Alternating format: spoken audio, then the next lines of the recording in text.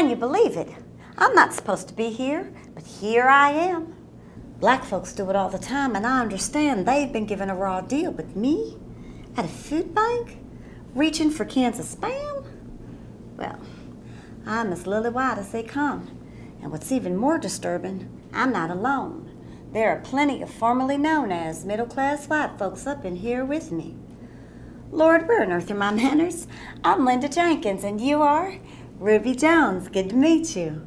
So, Ruby, what's your story? Lost your life savings investing in exotic derivatives based on mortgage-backed securities. Wow. What about me? Well, me and Charles, my husband, always dreamed of owning a home when we were young and in love. Kept seeing 2 kids and a white picket fence.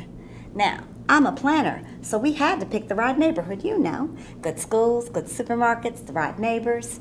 Colquitt's always been our home, so we never thought of living anyplace else.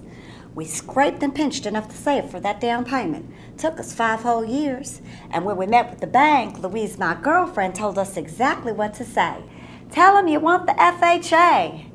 Louise had just refinanced and gotten such a good interest rate. Now, not only am I a planner, Ruby, but I'm also a sucker for anything on sale. So we went for the FHA. About 2 days before we close, I get a call from the mortgage broker, and he's telling me that the original loan is not going to go through in time and that we need to postpone the closing. Unless there is a loan I could process you for that's very similar. You'll barely notice the difference, he says. It requires less documentation and your monthly payment might even be a bit lower. It's variable, but don't you worry, he says. You can always refinance in a couple of years. Get an even better rate. So he sends over the new papers and I go through all the documents, and I gotta admit, it did look all the same to me. So I signed. We moved into our new home on August 23rd, 2004, and I am just thrilled. For the first 3 years, we're doing fine, working hard to make ends meet. But every year, we notice our monthly mortgage payments starting to creep up. Then Charles winds up losing his job in July. About 2 months later, we get our monthly mortgage statement, and it says we owe $2,465.50, which is double our normal payment. So I just assume they ain't credited the last payment. But when I look at my interest rate, it says 9.75%, which is totally wrong. So now I'm confused. I get on the phone and I'm speaking to a representative from some other new company because they sold our loan again, and she tells me that the number is right. I say it can't be. Our monthly payment is $1,232.75.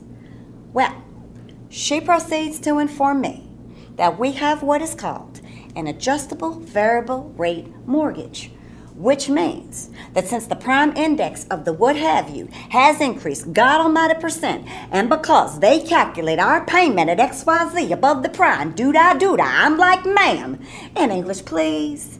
She says your interest rate's going up and this is your new mortgage payment. So I tell her, well, I can't pay this. Can't you give me another loan at a better rate? She suggests I speak to a loan representative and gives me the name of a gentleman who's going to call me back. He doesn't, which forces me to leave 32, yes, I counted, messages on his voicemail. Well, I finally do speak to this gentleman 2 days later, and he tells me that if I had more equity in my home, I could refinance, but he doesn't believe that the house will appraise high enough to do me much good. So what do I do now? He says, you pay it. I pay it. Oh, really? And he just knows I got money laying around. So I asked him if there's someone else I could speak to.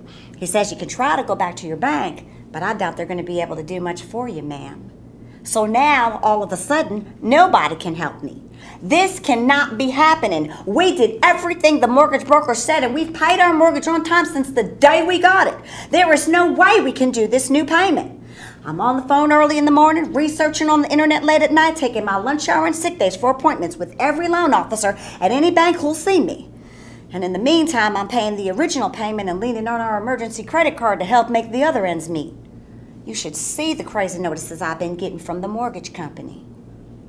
On Sunday morning, I'm in service, praying for a miracle, when I hear about this food pantry and a community development program to help stop foreclosures sponsored by the church. And so here I am, Ruby, pride aside, doing everything I can to make sure me and Charles ain't thrown out in the street.